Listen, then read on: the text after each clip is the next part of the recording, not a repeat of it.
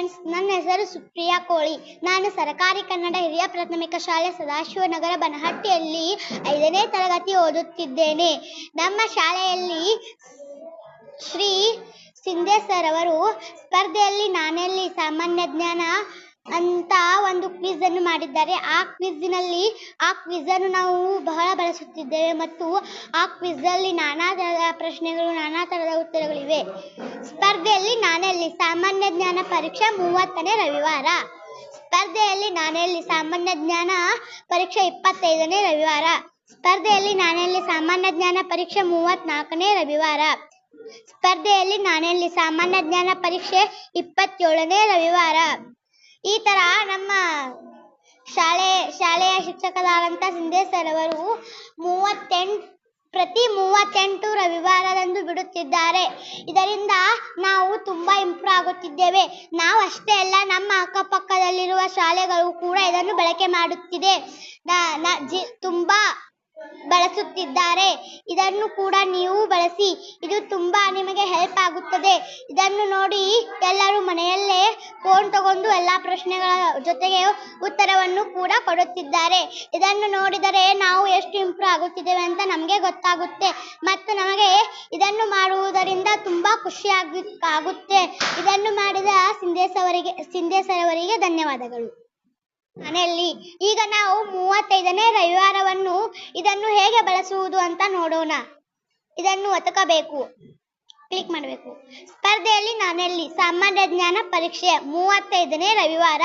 ಈಗ ನಮ್ಮ ಸಿಂಧೆ ಸರ್ ಅವರು ಒಟ್ಟು 38 ರವಿವಾರ ಆಗಿದೆ.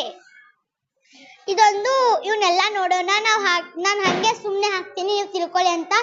ಕೆಳಗಿನ ಇವನ್ನೆಲ್ಲ ಓದಿ ನೀವೆಲ್ಲ ಓದಿ ಹಾಕಿ, ನಾ ಸುಮ್ಮನೆ ಹಾಕ್ತಿದ್ದೀನಿ. ನಿಮ್ಗೆ ಆನ್ಸರ್ ಯಾವ್ದು ಕರೆಕ್ಟ್ ಆಗುತ್ತೋ ಅದನ್ನ ಹಾಕೋದು.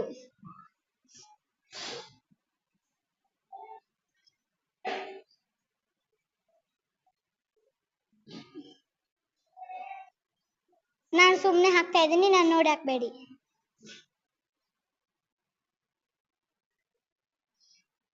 ಈ ಕ್ವಶನ್ ಆನ್ಸರ್ ಎಲ್ಲ ಓದ್ಕೊಂಡು ಹಾಕ್ಬೇಕು.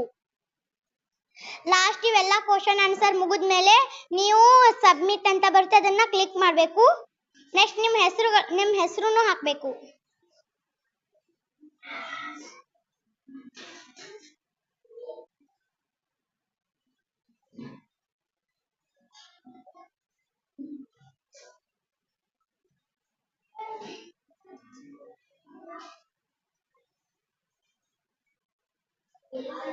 ಮತ್ತೆ ತರಗತಿ ಹಾಕಬೇಕು.